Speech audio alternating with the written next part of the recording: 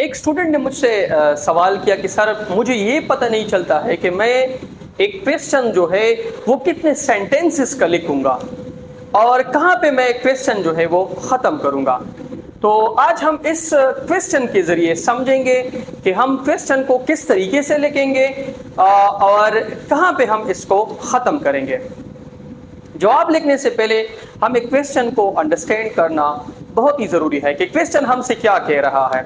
अगर short question है, इसके 4 मार्क्स है, तो मेरे ख्याल से मिनिमम 5 सेंटेंसेस होने चाहिए। अगर ऐसा क्वेश्चन है कि उसका आंसर आप डायरेक्टली दे सकते हैं तो वो दे दे। अगर ऐसा क्वेश्चन है कि उसमें थोड़ी सी एक्सप्लेनेशन है, उसको बहुत ज़्यादा एक्सप्लेन करने की ज़रूरत नहीं है, आप उस क्वेश्चन में जो चीज़ें पूछी गई है सिर्फ उसी का आंसर दे दे तो आपका क्वेश्चन जो है वो कंप्लीट हो जाता है। अब हम इस क्वेश्चन के जरिए इसको समझेंगे कि हम इसका आंसर कहाँ तक लिखेंगे।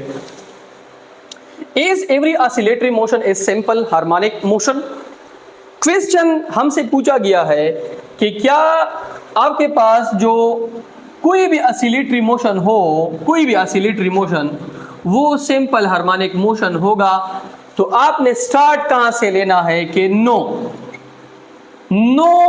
एवरी ऑसिलेटरी, ये कट कर ले, इसको कट कर ले, ठीक है। No every oscillatory motion is not simple harmonic motion. यहां पे क्या लेके नॉट।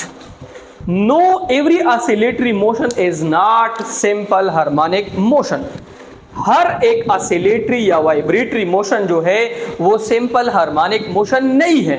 अब क्यों नहीं है ये तो आपने स्टार्ट में लिख लिया। अब यहां पे आप लिखोगे, हेडिंग दोगे कि reason.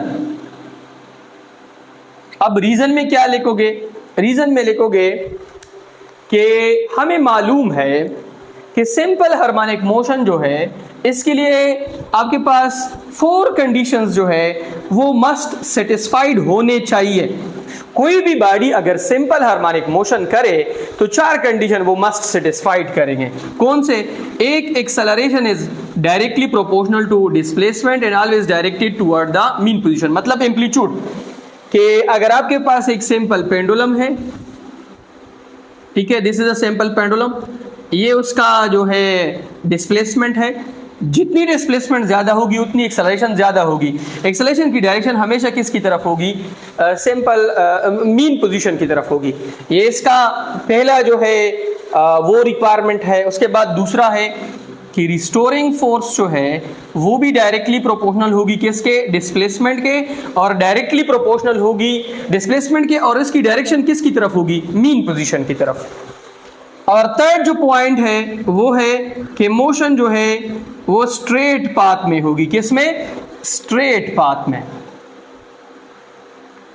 Motion will be along a straight path. Motion straight path में होगी।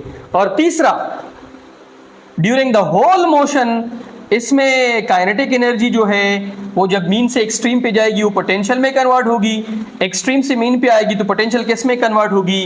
काइनेटिक में। ओवरऑल आपकी जो एनर्जी है वो कंजर्व होगी। तो ये वो 4 कंडीशंस है, ये वो 4 कंडीशंस है जो सिंपल हार्मोनिक मोशन के लिए रिक्वायर्ड है, जबकि ऑसिलेटरी के लिए रिक्वायर्ड नहीं है। इसी वजह से हर एक oscillatory motion simple harmonic motion नहीं है। ऑसिलेटरी मोशन सिंपल एक ऐसी मोशन है कि जिसमें बॉडी एक फिक्स पॉइंट जो कि मीन पोजीशन है उससे किधर जाती है? उससे एक्सट्रीम पे जाती है, एक्सट्रीम से फिर किधर आती है? दूसरे एक्सट्रीम पे। कभी फॉरवर्ड जाती है, कभी बैकवर्ड जाती है। तो एक ऐसा मोशन जिसमें बॉडी कभी फॉरवर्ड जाए, कभी बैकवर्ड जाए, एक फिक्स पॉइंट के इर्द गिर्द, तो इस तरह के मोशन को हम ऑसिलेटरी कहते हैं। ऑसिलेटरी और सिंपल हार्मोनिक मोशन में बहुत बड़ा फर्क है। सिंपल हार्मोनिक मोशन के लिए कंडीशन जरूरी है और ऑसिलेटरी के लिए कंडीशन जरूरी नहीं है। सिर्फ मीन पोजीशन होनी चाहिए और बॉडी जो है वो फॉरवर्ड और बैकवर्ड मोशन उसको करना चाहिए, ठीक है।